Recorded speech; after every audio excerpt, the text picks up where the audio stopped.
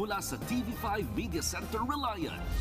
Kasama ang buong pwersa ng News 5. Ito ang 28th KBP Golden Dove Awards Best TV Newscast. Frontline Pilipinas. May bagyo. Manila City Hall, binaha. Pati mga eskwelahan, pinasok ng tubig. May ilang umiinit tuloy ang ulo. Asa na yung flood control natin? Nabulsa na. At ang kakambal ng ulan, traffic! Ang update sa Bagyong Isang at isa pang low pressure area, alamin! Yuko! Enkwentro sa kalsada sa Quezon Province, dalawang hinihinalang miyembro ng Gun for Hire, patay! Nanay, patay sa suntok ng kanyang 15 anyos na anak sa Misamis Occidental. Ibinalot pa sa supot ang ulo ng ina. Empleyado ng jewelry shop sa Quezon City, nagkunwaring na hold up. Kinuha pala ang pera at ipinangsabong. Bakit pa nangyayari ito ng hindi nyo inaano sa akin? Mga congressman yan. Mayor Isko Moreno, bumanat kay Congressman Joel Chua na gumanti ng birada sa alkalde. Masyado po siyang bullying mayor. Eto na nga. Todo ang vibe ni Elijah Canlas na may album na. Abay may tagos sa puso pang regalo mula kay Miles Ocampo.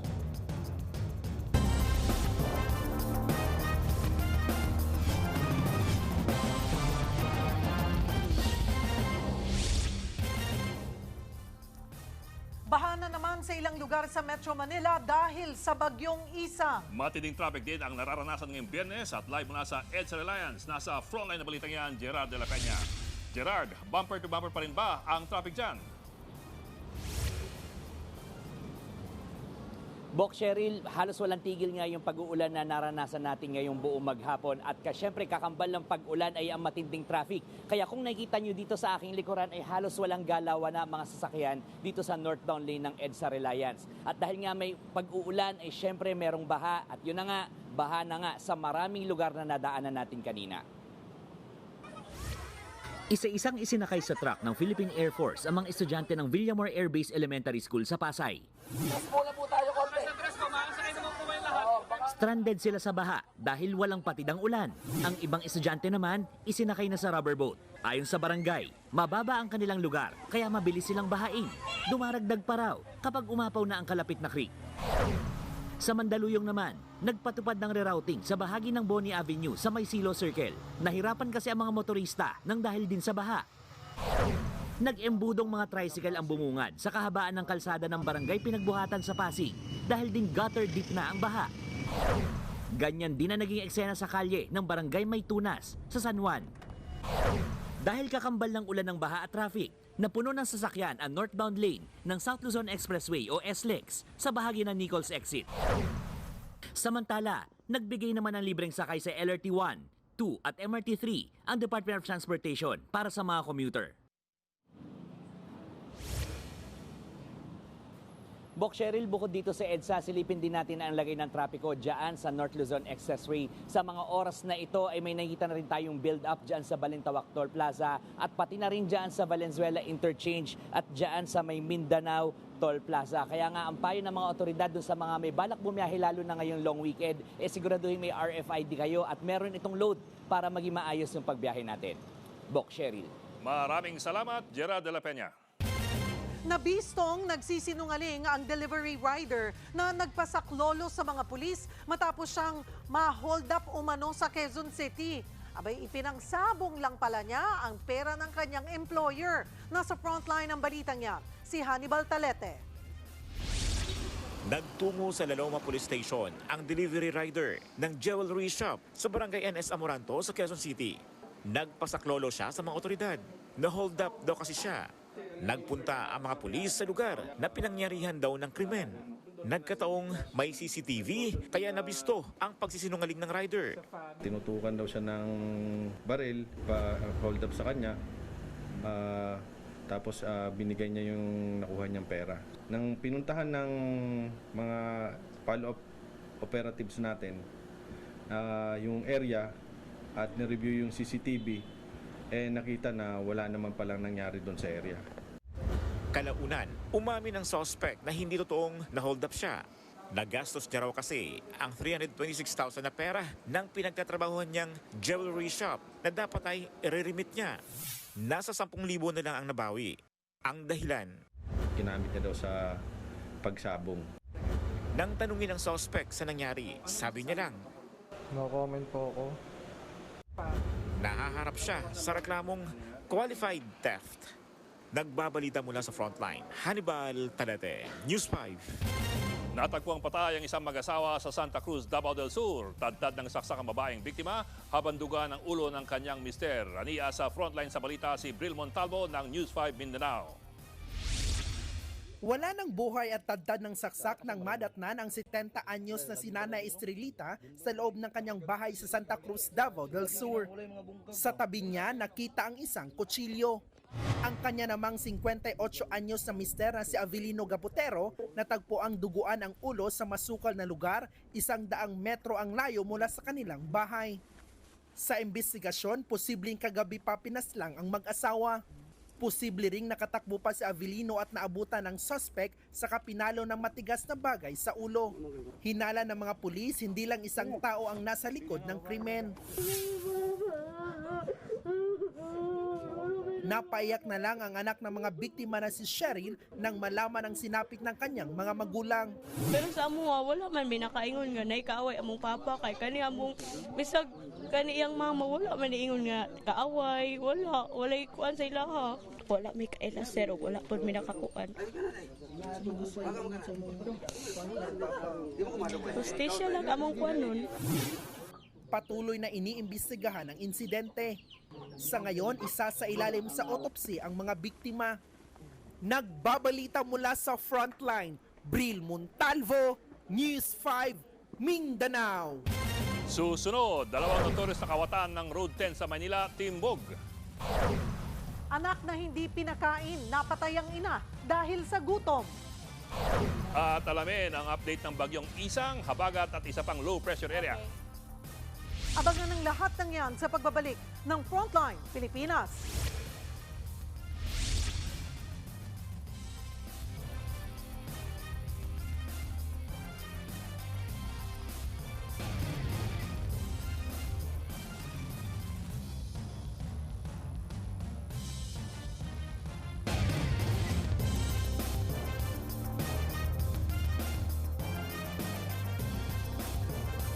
Mga kapatid, Julius Babaw po, nasa Middle East o saan mang dako ka ng mundo, manatiling may alam at may pakialam sa mga mainit na balita dito sa ating bansa.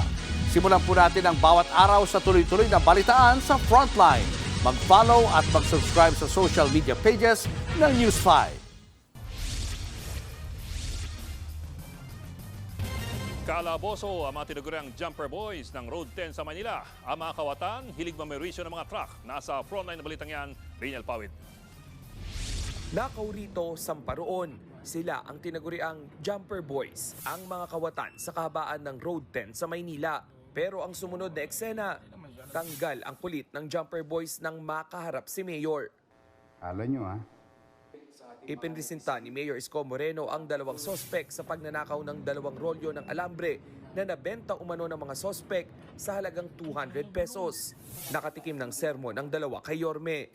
Akala nila Wild Wild West ang R10. Anong tinitira nyo? Katol? Kasi nakakasira ng ulo yung katol. Hindi mo naiintindihan kung tama ginagawa. Nahuli ang 2 sa pakikipagtulungan ng mga residente sa mga otoridad. Parehong taga-Tondo ang mga sospek na kinasuhan na sa prosecutor's office. May panawagan naman si Yorme sa mga dadaan sa Road 10. Yung mga biktima, although yung iba nakinig na, no? Na mga trackers, huwag kayong matakot, mag-file kayo ng complaint. Nagbabalita mula sa Frontline, Raniel Pawid, News 5. Mahigit 6 na oras ng mabigat ang trapiko sa South Luzon Expressway o SLEX. Silipin natin ang live na sitwasyon dyan sa Frontline Report ni Gary De Leon. Gary? Cheryl, nandito ako ngayon sa area ng Osmeña Highway, dito sa area ng Maynila. northbound ito at karamihan ng mga nakikita niyong sasakyan dito sa aking likuran ay galing to ng South Luzon Expressway at nakaranas ito ng matinding pagtatraffic dahil na rin sa naranasan nating ulan maghapon sa Metro Manila, lalo na sa dulo ng Osmeña Highway, yung Maynila na pupuntahan ng mga sasakyan na ito. Bumper to bumper ang mga sasakyan sa bahagi ng Nicol sa Pasay. Sa dami ng sasakyan, nagbistulan ng parking lot ang toll plaza. Ang truck driver ni si Charlie Gutierrez, inabutan namin sa Osmeña Highway. 2 oras na raw siya na-stuck sa traffic at nababahalang abutan na ng truck ban. Galing daw siyang bikutan.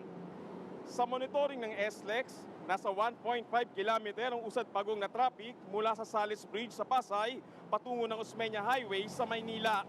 Dulot daw ito ng paglabas ng mga truck mula sa Laguna patungong Pier South sa Maynila. Nag-embudo rin daw ang mga truck sa U-turn slot ng EDSA at Osmeña Highway kung saan dumaraan naman ang mga truck na galing ng Cavite. Aabot hanggang nagdaan sa Maynila ang haba ng traffic sa Osmeña Highway na sinamahan pa ng mga bahang kalsada na nagdudulot ng pagbagal ng mga sasakyan. Wala namang magawa ang mga motorista kundi magtiis na lang. Umalis kami doon sa namin, alas 2. Kailangan ba umabot to sa pier? Alanganin na to, boss. Hindi na maabot. Oo. Abutan na rin kami ng truck ban. Traffic, boss. Mahirap. Normal ba yan o ngayon lang? Ngayon lang, boss. Hindi ko lang alam, boss, kung anong dahilan. Baka abutin nga, boss, ng truck ban eh. Sheryl, karamihan ng mga kababayan nating na traffic sa SLEX, sinabi nila 2 hanggang 3 oras nga sila sa area pa lamang ng Bikutan, patungo nga ito dito sa May Osmeña Highway sa Maynila. Kaya paalala sa mga kababayan natin, kung wala rin lang kayong gagawin dito sa area na to, iwasan natin dumaan para hindi na rin tayo masama sa matinding traffic na nararanasan ngayon dito. Sheryl. Maraming salamat, Gary De Leon. Dinaday ng ilang residente ang gumuhong Kandating River Protection Project sa Arayat, Pampanga. Ginastusan po yan ng milyon-milyong piso pero hindi pa rin ito naaayos. Nasa frontline na balitang yan, Riniel Pawid. Sa likod lang ng bahay ni Nanay Sani sa Kandating Arayat, tanaw na ang ilog. Dito rin matatagpuan ang 30-meter slope protection project na inaasahang pananggas sa baha. Pero gumuho ito noong Agosto 2024. 1 taon na ang lumipas, ilang bagyo at habagat na ang humampas. Pero hindi pa rin naaayos ang flood protection project. Siyempre natatakot ka. Oh.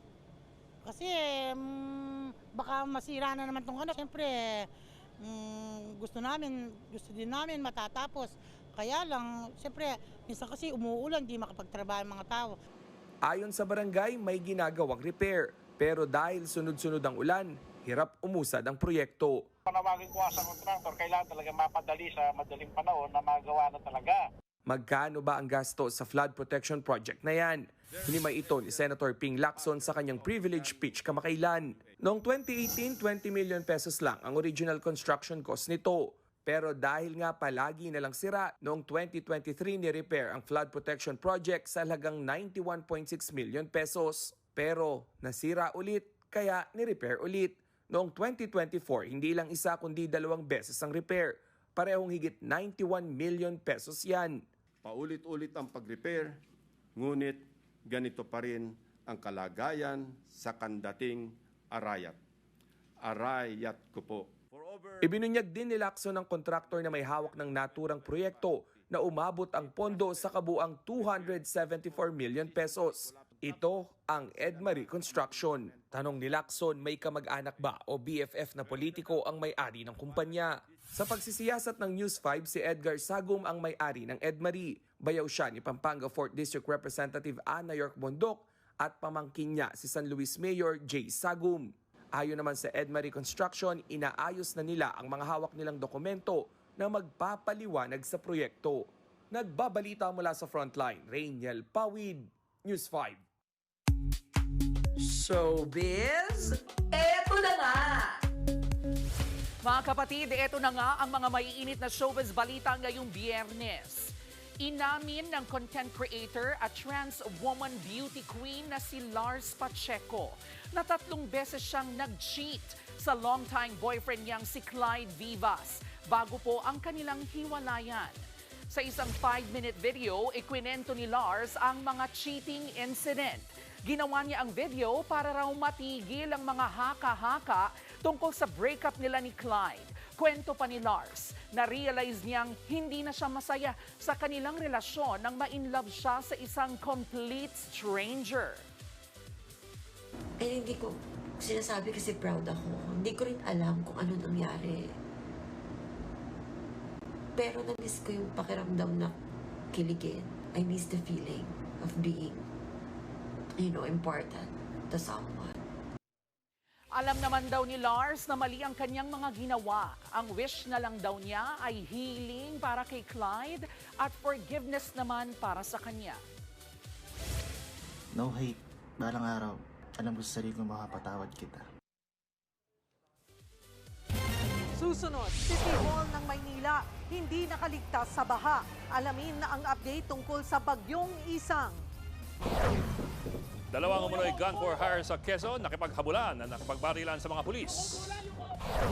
At Manila Mayor Isko Moreno napamura sa inis. Tinawag naman siyang bully ni Congressman Joel Chua. Yan iba pa sa pagbabalik ng Frontline Pilipinas.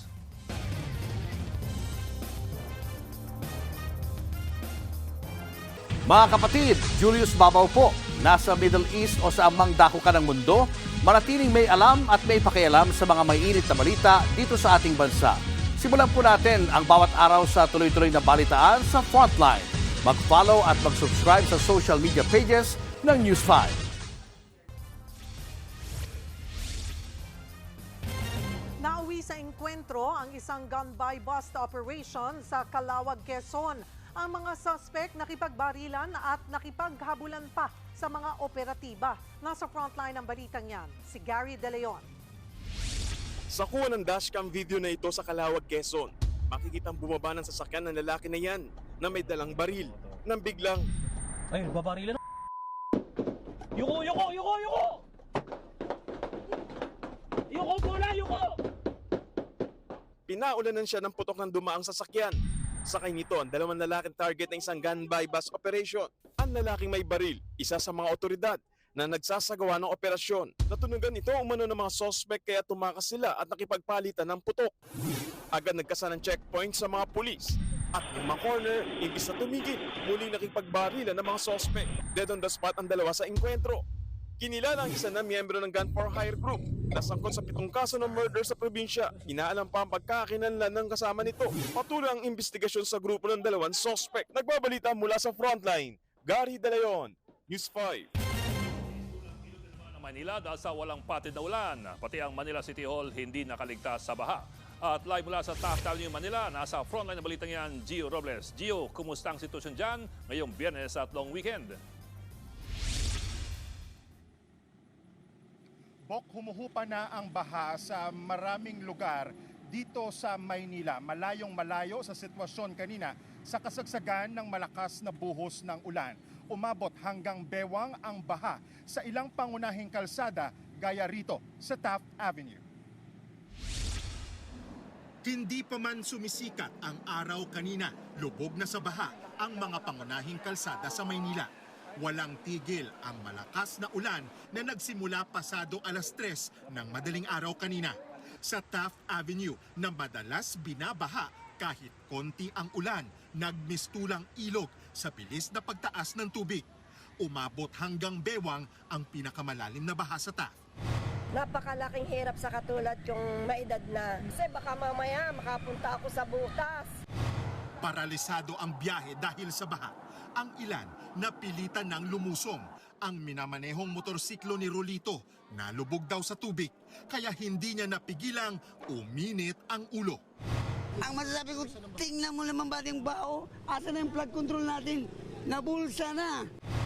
Pati nga ang loob ng Manila City Hall, pinasok na ng tubig. Maingat ang mga empleyado, lalo't gawa sa tiles ang sahig kaya madulas. Pinahari ang loob ng Gymnastics Association of the Philippines o GAP sa Intramuros Training Center.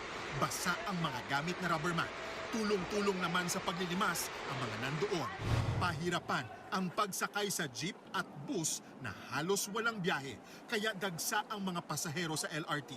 Suspindido ang klase sa Maynila simula tanghali kanina, kaya maraming estudyante ang inabutan ng ulan at baha. Natanggal na po ako ng sapatos. Opo.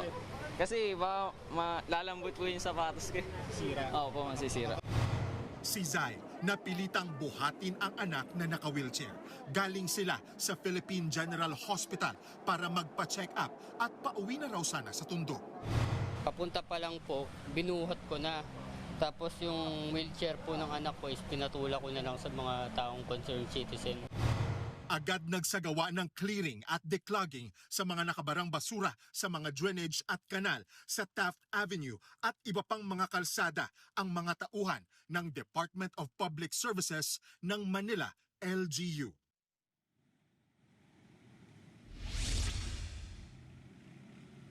May pagkonting ambon tayong nararanasan sa mga oras na ito as of 6:30 p.m. Pero kung mapapansin nyo sa likuran ko ay wala ng baha. Ito yung kahabaan ng Taft Avenue sa panulukan ng United Nations Avenue. At dahil nga sa masamang panahon ngayong araw ay may palibreng sakay sa LRT-1, LRT-2 at MRT ayon sa Department of Transportation. Bok.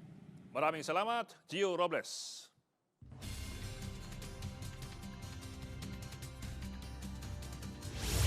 Weather update tayo mga kapatid. Kaninang alas 8 ng umaga, naging bagyo nga yung ating binabantayang sama ng panahon sa loob ng ating Philippine Area of Responsibility at tinawag po itong Bagyong Isang. Agad din po itong naglandfall o tumama dyan po sa Kasiguran, Aurora around 9:50 ng umaga. Kasalukuyan, ito po ay tumatawid na dito sa hilagang bahagi ng Luzon at huling namataan ng Pag-asa sa area po ng Aglipay sa may Quirino. Ito po ay nasa tropical depression category na may taglay na lakas na hangin na umabot sa 55 km per hour malapit sa kanyang gitna. At kuminsan, may mga pagbuksong umabot sa 90 km per hour. Ito po ay kumikilos pa west-northwest sa bilis na 15 km per hour at mamayang gabi ay maaaring nandito na po yan sa area ng Lingayen Gulf sa may Pangasinan at La Union area at mamayang late night yan po ay posibleng nandito na sa may West Philippine Sea at maaaring bukas ng umaga hanggang tanghali ay makalabas na ng ating Philippine Area of Responsibility. Sa kasalukuyan, hindi po natin ito inaasahang lumakas pa dahil sa interaksyon niya sa ating kalupaan. Pero if ever makarating na po yan dito sa may West Philippine Sea, meron pa tayong inaasahang paglakas yan bago pa man makalabas ng ating Philippine Area of Responsibility. Ito pong Bagyong Isang ang nagpapaulan po sa malaking bahagi ng Northern Luzon, Central Luzon at ito mga habagat ang nagpapaulan sa natitirang bahagi ng Luzon, Western Visayas at nag-extend pa yan dito sa area ng Mindanao. Samantala, maliban po sa Bagyong Isang, meron din tayong binabantayang low pressure area sa labas ng ating Philippine Area of Responsibility. Sa ngayon, mababa pa po ang tsansa niyan maging isang ganap na bagyo. Pero ngayong weekend, yung kanyang trough o extension ay magdadala po ng mataas na tsansa ng pagulan or mga posibleng thunderstorms dito naman sa eastern section ng Mindanao. Dahil po sa Bagyong Isang, meron po nakataas na weather advisory ang Pag-asa. At kasama na rin po dyan ang epekto ng habagat. Meron po tayong mga possible na heavy hanggang intense rain sa areas po ng Zambales, Bataan, kasama na po dyan ang Occidental Mindoro. Samantalang mga katamtaman at kung minsang malalakas na pagulan din ang ating aasahan, dulot po ng Bagyong Isang at ang ating habagat dito po sa mga areas ng La Union, Pangasinan, Benguet, kasama na po dyan ang Pampanga, Quirino, kasama na rin po dyan ang Nueva Vizcaya, Aurora, Ifugao, maging dyan po sa area ng Cagayan, Isabela, kasama na rin po dyan ang Metro Manila, Nueva Ecija, Tarlac, Bulacan, ang malaking bahagi ng Calabarzon, Marinduque, Romblon, Oriental Mindoro, kasama na po dyan ang Palawan, Antique at Aklan. Ang mga natitirang bahagi naman po ng Luzon at ang Western Visayas, kasama na po dyan ang Negros Islands, Central Visayas, Zamboanga Peninsula at ilang bahagi ng Northern Mindanao, mataas din po ang tsansa ng pagulan dahil pa rin po sa epekto ng ating habagat o southwest monsoon. Para naman sa long weekend dito sa Metro Manila, bukas significantly mababawasan po yung ating mga pagulan pero mataas pa rin po yung ating tsansa ng pagulan at thunderstorms. Kaya sa may mga lakad, ugaliin pa rin po natin ang pagdadala ng payong o anumang pananggalang sa ulan. Pagsapit po ng linggo hanggang Monday, mas mababawasan na po yung ating mga pagulan at makipapakita na po ang ating araw. Pero again, posible pa rin po yung ating mga afternoon showers at thunderstorms. Kaya maghanda pa rin po tayo dyan. At yan muna latest sa ating lagay ng panahon. Muli ako po ang inyong weather frontliner Alvin Pura na laging may panahon para sa iyo. Sa ibang balita, binanatan ni Manila Mayor Isko Moreno si Manila 3rd District Representative Joel Chua kaugnay ng isa umanong illegal demolition. Buwelta ni Chua, masyadong bully si Mayor Isko. Nasa frontline ng balitang yan, si Marian Enriquez. Bakit pa nangyayari ito ng hindi nyo inaano sa akin? Lahat to kumpis kayo nyo. Walang permisya. Mga kumpis na yan. Nanggagalaiti si Manila Mayor Isko Moreno nang abutan niya ang mga heavy equipment sa loteng dating kinatatayuan ng Rasak Covered Court sa Santa Cruz. Giniba umano ang covered court para pagtayuan ng bagong istruktura. Pero ayon kay Yorme, illegal ang demolisyon dahil walang permit. Ang alam niya raw na nasa likod ng proyekto ay si Manila 3rd District Representative Joel Chua. And I challenge him. He's a lawyer. Pwede ba magpatayo ng building ng walang building permit? Ngayon nila imbestigahan sa Quadcom ang sarili nila. Sinabi ko na sa inyo may gobyerno sa lungsod ng Manila and it is called City Government of Manila, not City Congress of Manila. Agad namang pumalag si Congressman Chua. Bakit daw parang kasalanan niya? Giit niya, hindi siya ang dapat sinisita kundi ang Department of Public Works and Highways. Congressman lang daw ang nagpropose ng proyekto pero DPWH ang bahala sa implementasyon. Yung pagkukuha po ng permit na yan ay trabaho po yan ng DPWH. Diba? So hindi ko nga po maintindihan dito kay Mayor Isko Moreno kung bakit congressman ang congressman. Wala nang sinabi, gusto lang magpasikat. Putak po siya ng putak na para pong aso, tahol ng tahol. Mali po yung tinatahulan niya. Community center dapat ang ipatatayo sa lugar. Ayon kay Chua, 2020 pa ang plano kung kailan si Yul Servo pa ang congressman. Ipinagpatuloy lang daw niya ito at isinulong na mapondohan dahil para raw sa mga palaboy o homeless ang proyekto. Pero ayon kay Mayor Isko, may maapektuhan sa demolisyon. O tapos biglang tatanggalin nila yung mga daycare center at saka senior citizens office. I challenge Congressman Joel Chua to investigate himself. Welta ni Chua, masyadong bully si Mayor Isko at namimili lang ng kalaban sa politika. Ako po'y matagal na nananahimik. Pero alam po ninyo, umikot po kayo sa Maynila. 90% ng barangay hall nasa kalye. Meron po diyang police station na nasa kalye rin. Di dapat gibain din po niya yun kung talagang seryoso siya. Kaso nangyayari sa kanya, selective. Wala pang bagong pahayag tungkol dyan si Mayor Isko pero ipinag-utos na ng alkalde ang pagkandado at pagkumpiska ng mga heavy equipment sa lugar. Nagbabalita mula sa Frontline, Marian Enriquez, News 5. Susunod, dahil lamang hindi pinakain, 15 anyos sa binatilyo, pinatayang ina. Tutok lang mga kapatid, magbabalik pa ang Frontline Pilipinas.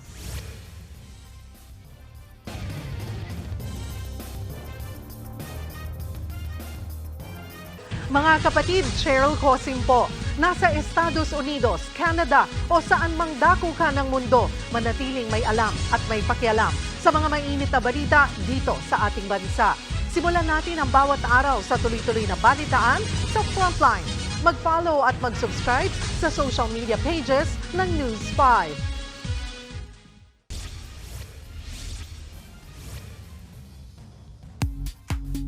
Showbiz, eto na nga! Eto na nga, busy ang 2025 para sa award-winning actor at vibe jock na si Elijah Canlas.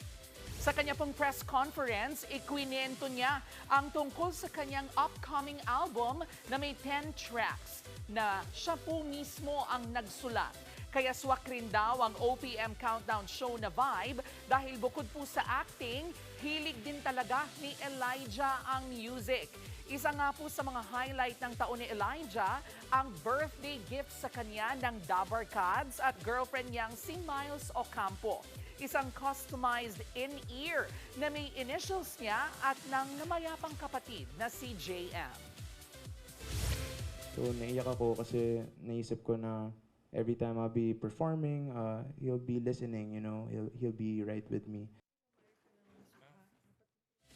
At yan nga po ang ating mga showbiz update ngayong Biyernes. Happy weekend mga kapatid. Ako po si Jervy Wrightson.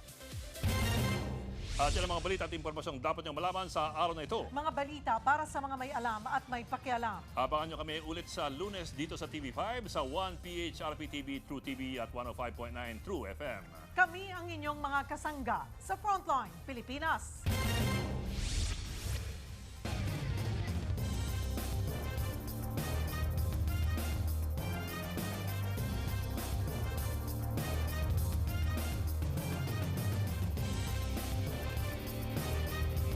Mga kapatid, Cheryl Cosim po.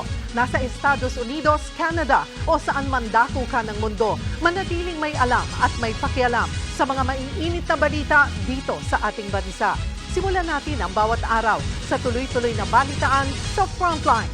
Mag-follow at mag-subscribe sa social media pages ng News 5.